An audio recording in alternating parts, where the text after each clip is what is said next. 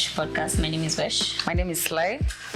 This is a podcast about self-awareness. We promote introspection and reflection so that we can improve our internal lives, our external lives, and how we interact with people And the world.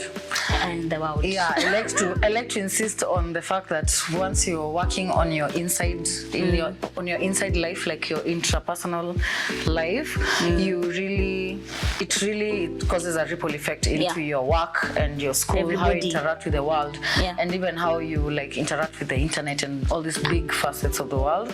So our aim is just to drop people back into yourself so that you can introspect. I feel like it's a proper tool to allow you to navigate your own self-image, self-perception, self-esteem, and your own issues, and then it spills over to your relationships and now to the world at large. So the conversations we'll be having on this podcast are usually geared towards that direction. So like today, we're on episode 5. Girl, consistency. We're on episode 5, and our theme, there's a theme that stuck out on when we were doing like episode 4 last week, where the theme of friendships, conflict in friendships, how our own shortcomings affect our friendships and relationships, and I feel like we felt pushed to delve deeper into the conversation on friends and friendships and how we approach them and how our own issues affect our friendships and how we show up. Well said. As friends, right? Oh my God. Yeah, so just to kick it off, I think our guiding point is like what we want our audience to gain, or like to kuachwa na food for thought inakaaje, right? So like a question I'll pose is like, what is the criteria you use to select your friends, or why are your friends your friends?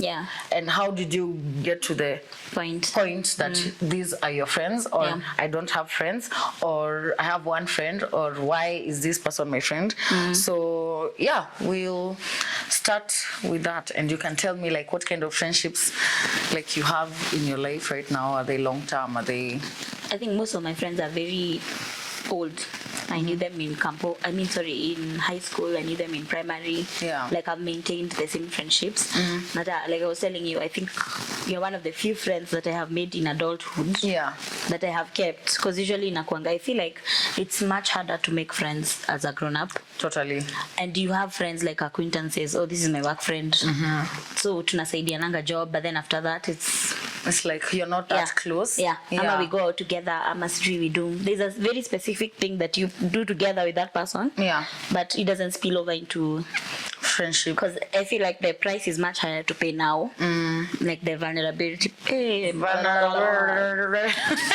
Tumeielewa. It's okay, but it's true. But it's like you have a lot to lose. You have way more to lose when you're grown up. When you're young, when you're like 15, even 20, 25, 21, 22. It's like it's just friends. Like you have nothing to your name. You don't put much thought into it. That's what I would say. Like you're just like, I want to have friends. Those are my friends. You don't overthink it. And you also give yourself more room to make mistakes in that regard. And not to invalidate the friendships that we formed then, because even me, my friendships are old. Like most of my close friends are like friends I met in high school and campo. So of course, atakama we were not as mature and whatever, ilikuwa trauma bond. What were boarding? Shout out to you. You went to boarding in class. Do you have primary school friends now? Like one. Okay. My oldest friend in primary school. And actually we didn't even like each other in firstborn issues na clash too. Somehow afterwards tukasikizana and she's my oldest friend. Okay. And only one from primary. All my others are from high school. And then now campus. But I feel like now with people like us, those friendships just were circumstantial, right? They are not intentional. I want this to be my friend. Maybe the sustaining of the friendship now is is intentional, but not how you met. Not how you met or how you became friends. For sure. So that whole point of this is just to check on like why are your friends because in this like social media era now, when you become older, like we're in our 30s now. We're in our 30s now, and I feel like the way we approach friendships and like forming friendships and sustaining friendships is like so different from how we used to approach it when we were younger. And yeah, I wanted us to talk about that, like what criteria do you use, and like what are your guiding points, like what are your guiding points in regards to this one will be my friend, this one will not be my friend. My friend for a season. And and also that thing for how people call everyone their friend. That like term is used very loosely. Nimekuja kurealize even with the content I've been watching, like nowadays I feel like friendship is a proper like conversation that is being had currently online. And napata najiuliza too, like why is it difficult to start friendships like when you're older as an adult? What are the things that make it a challenge? And for me, the first one is like social media, like meeting people through social media who actually, that is a reason why I keep my old friends. I can be myself, I can be the negative Nancy when I want to be the negative Nancy. You don't have to be on all the time. I don't have to be on all the time, because people who will interact with me online will just feel like I'm so happy and positive all the time. They'll expect you to be this ball of energy all the time. All the time. But those people who are close to me know that is just like a speck of who I am. Because I'm just like... No, that's a key thing, because like your friends have known you. You don't have to explain anything. They've known you for so long. You can just be, and you don't have to, even when you're changing, they've been there when, like, through your worst, or when you didn't know anything. So it's easier to keep that than find someone else. Because now, una choose your safe space. Actually, except you, I don't know. Okay, maybe if I think hard, I can think of a few, like Marion Shaz and people like that. But I know for sure, like, it's a challenge. It's a challenge to meet a proper grown adult and like build a friendship, like a close friendship from there, just from online that we met online. Unless nile tu by chance, like kama Marion, my pal Marion, we met dunda tu just like that. But the one thing that fueled us staying friends was proximity. Because unaweza meet mtu and then generally you like each other, green flags everywhere, but anaishi Naivasha.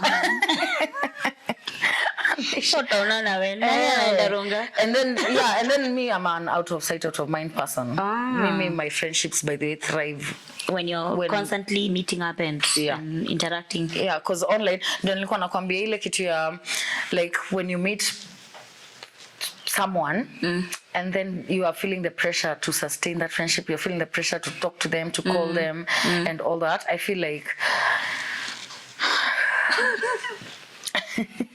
I feel like that's a real problem for me. I don't like that. They don't thrive in that way. But yeah, I wanted us to draw attention to that. Like, ask yourself, if you're there, like, and you're watching and you're thinking, like, who are my friends? Why are they my friends? Are they your friends because of how they look? Because there are people who just want to be associated with you. Like, they see you online, how you are, how I want people to think I'm like this. Yes, I want people to see me with you, so that I feel like that's pretty presumptuous. But it happens. It's valid. It happens. Yeah. Have you experienced that? Like, have you felt like someone was... what's your criteria, like, to know, like, someone can be a friend or can't be? My God. I don't know. I feel like I end up being the friend first before they become my friend. So, to my issues, control issues, where I feel like, okay, I've gotten some part of a bit, I have control over this thing that's happening. I'm not sijajieka like out of the bat, nimeji compromise. Niko tu like, yeah.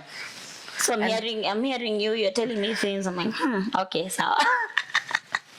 And how will you now know how to progress from that? Will you overstretch yourself until sometimes I do overstretch myself, but also if I feel safe enough to talk about anything concerning me, then now I feel like, okay, we have something that is two-way going. Because usually how it always ends up is someone is listening to me, but I'm listening to them, but I don't feel okay enough to share. You get? Yeah, I get that. Before we continue, our 30 subscribers or 40. Actually, yeah, if you're there and you're watching and you've not subscribed and you like this kind of conversations, I feel like just subscribe so that we can know, and then you can tell us anything. Yeah, we want it to be a kind like an interactive platform. So now, what are the challenges in keeping an old friendship like that? Like someone you met when you were 15, and now it's double the same. Yeah, I feel like when you're like us, when most of your close friends are older friends, the challenge comes in when you're evolving, when you're becoming a different person. Like me personally, when I became a mother, and I was basically the only friend with a mom who was with a kid, and I feel like it's definitely even like prolonged my grieving process. I really wanted to remain the Sly they knew or they interacted with before she became a mom. And it really affected actually how I showed up as a mom, because I would just be like, I don't want to go home. I just want to just sabotage that so that I could save this whole idea. Like you had to pick. Yeah, I had to pick which Sly I want my friends to see, which Sly I prefer in the dynamic, because I also don't know how to show up as a friend who is a mom. It's new still. You're also learning. I don't know. Up until actually I met you, who like now you are my friend who knew me as a only mom. As a mom. It was very difficult for me to draw the boundaries, to figure out, is this mom guilt? Is this just me being in my head? Is this me sabotaging my motherhood? And like in the name of friendship. So until I met you, I think if I would have stayed with my friends, like older friends, I would still be needing or feeling the need to show up as Sly, who is not a mom. And I think meeting new friends, it made me allow just to remain evolved, not just to. And they're meeting the you now. You don't have to do anything or to prove anything. Or to feel like I need permission to be a different person, like than what they're used to. I feel like that evolution is it's hard because you're taking the risk that these people won't want to be friends with me anymore. Because it feels like you're literally risking it all. Because that time, I remember there's a friend of mine who called me and was telling me, actually, Mimi nime change, and this is how I've changed. And you people, I feel like you're not seeing the new me. You're not moving with me as I am growing. You're still in that. I'm still the same person you met a million years ago. High school, Now me, I'm trying to be different. But you keep bringing me back to that version of me. I'm trying to share that person. That's a very real problem.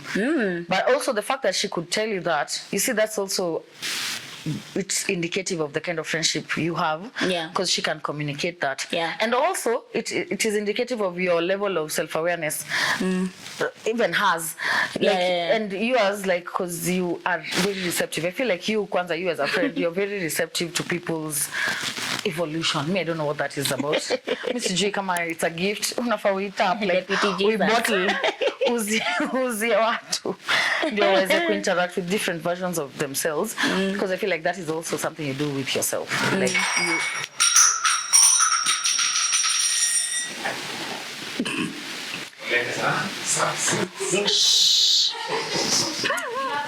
hajapose bado ina run.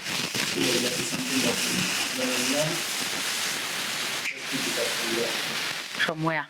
Where you were saying, I feel like this is something you can easily work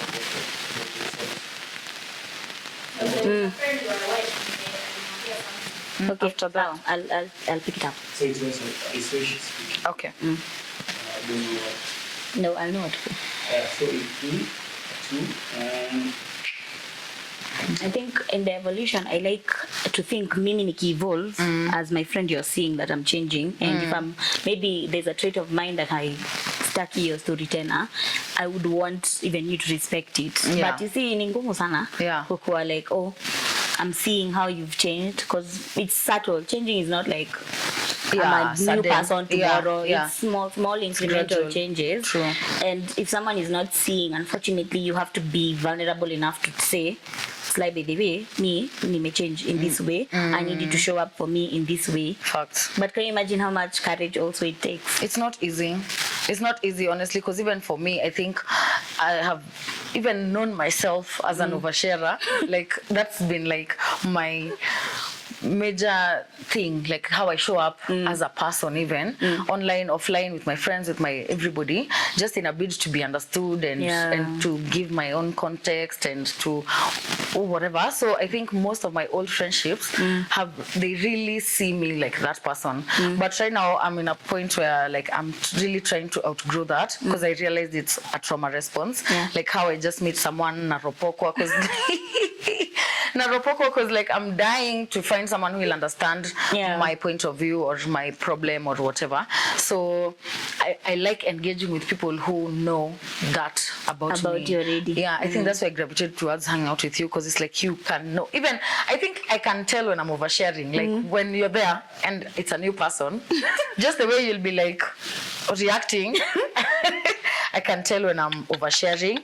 And I feel like now with people who are my old friends, they'll be like, Sly overshares. And it's an identity you're shedding. You want to shed. Yeah, and also just in a way that I want to still share and be myself and share, but not in a healthy, in a healthy bubble.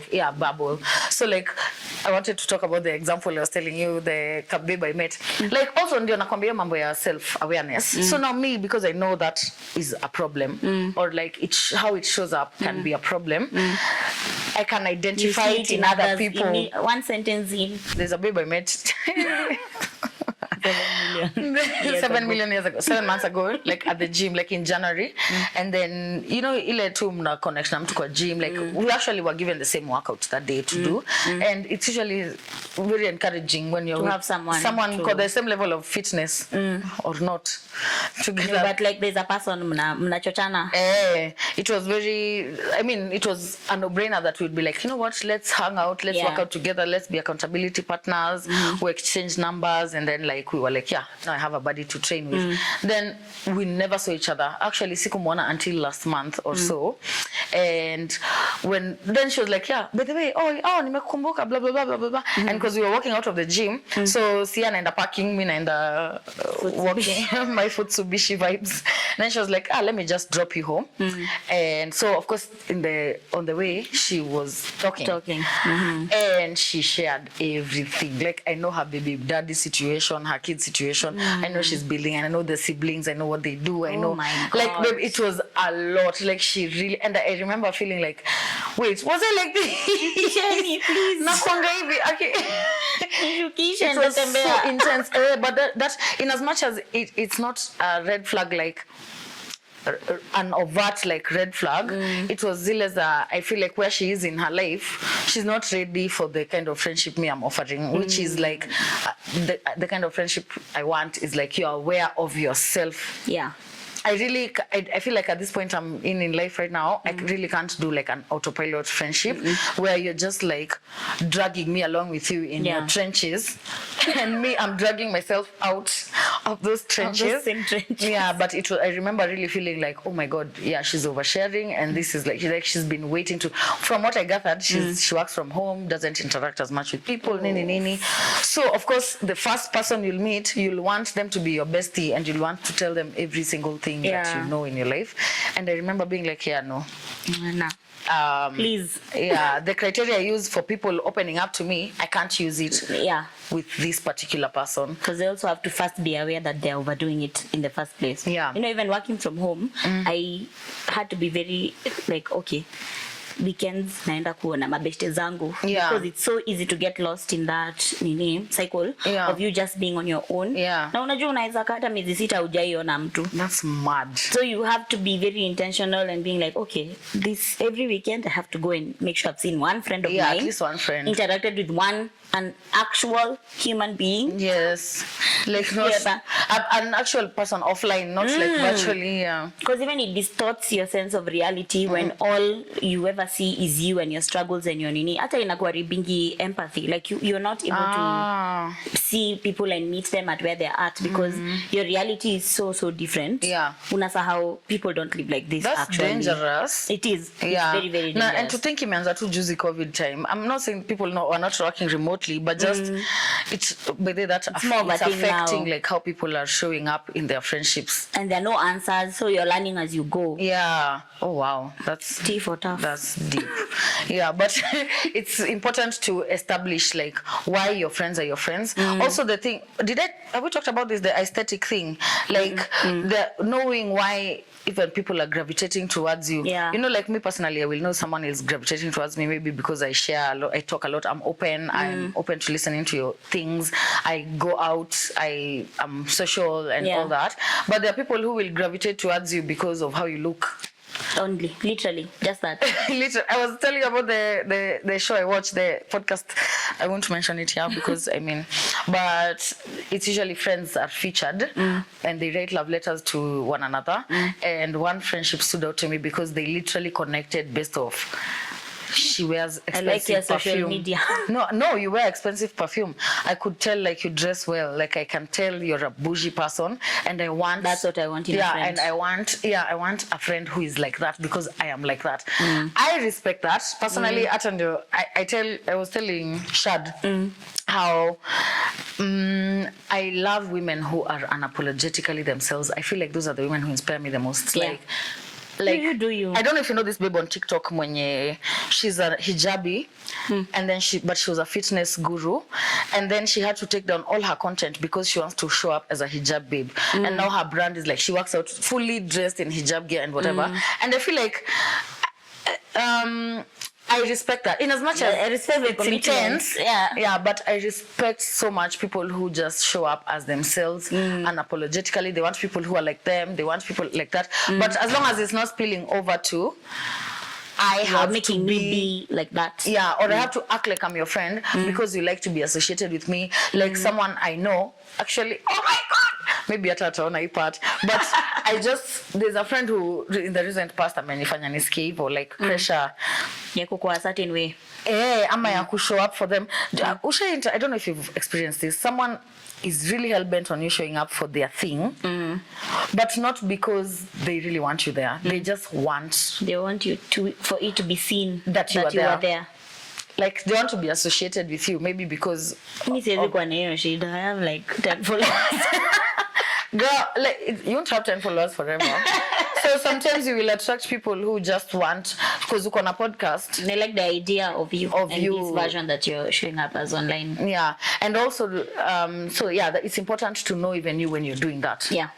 Even you when you're, because I found myself also wanting to hang out with some people because I want to get jobs that are like this. Like yours, like the ones. Yeah, like the ones you get. So yeah, damn. I think it's important to ask yourself why your friends are your friends. Yeah.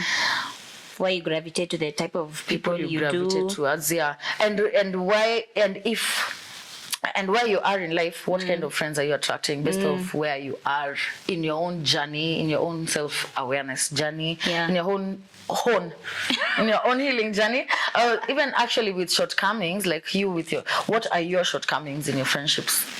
Like, what do you think is the one thing that...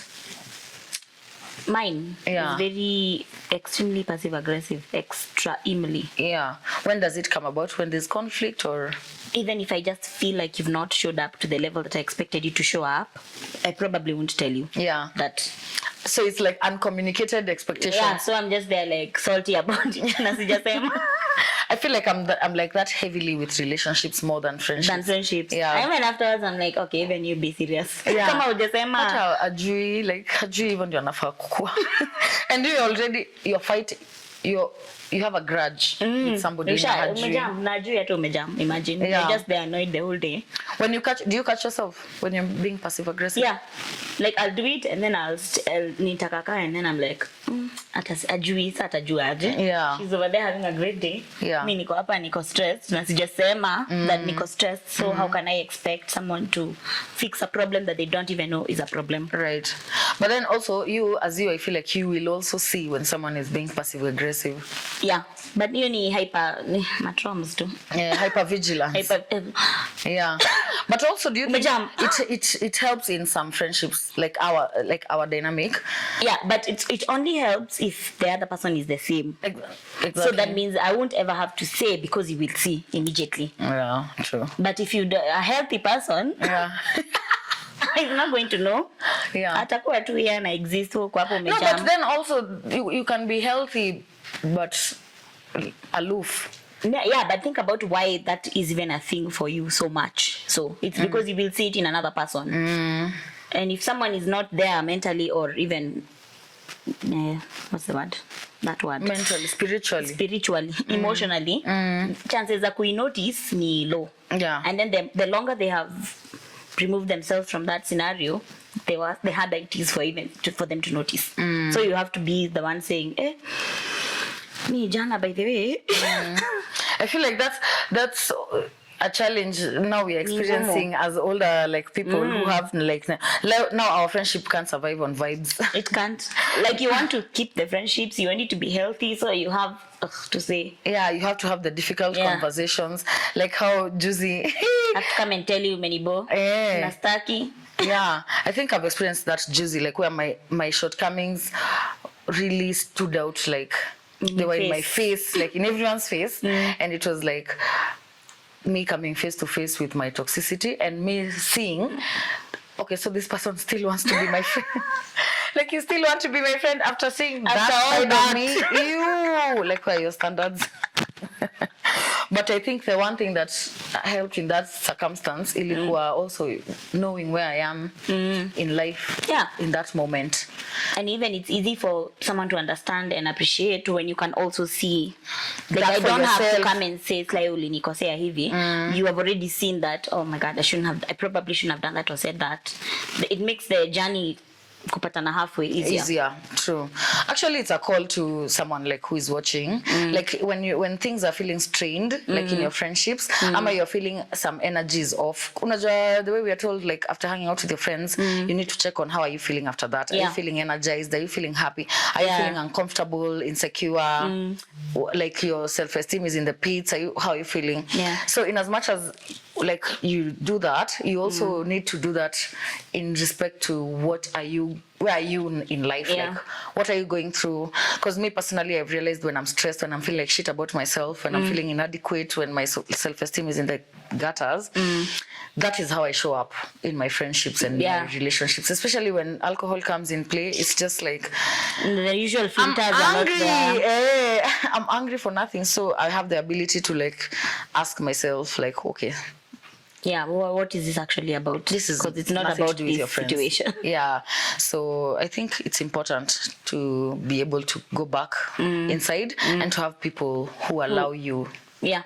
And who can even tell you maybe na wakwambia na usifeel ni kama anakuattack. Na pia yeye vile anakuambia na accommodating way, like not in a way. No, but I feel like, guy, that's crazy. You can imagine like people who you're trying to heal, but your friends are not seeing it, and they're not trying to heal, and they're just there, and then they're just receiving you as you're coming. If today you're in some moods, they're like, Sylvia anakuanga sijui. Anakuanga tu hivyo. There's no deeper. I think that's where safe space comes in. It's like, know your people, know why your people are your people. Push yourself to know yourself and how you're showing up for your friends, and how your shortcomings are like affecting how you're showing up. Try to cultivate a tribe that is there for you and that you are also there for. I think that is the gist of the episode. We'll delve deeper into the conversations around friendships and how and what kind of friends you want around you. So subscribe and follow us on Instagram and TikTok. Tell us everything, all your thoughts. So yeah, goodbye. Bye.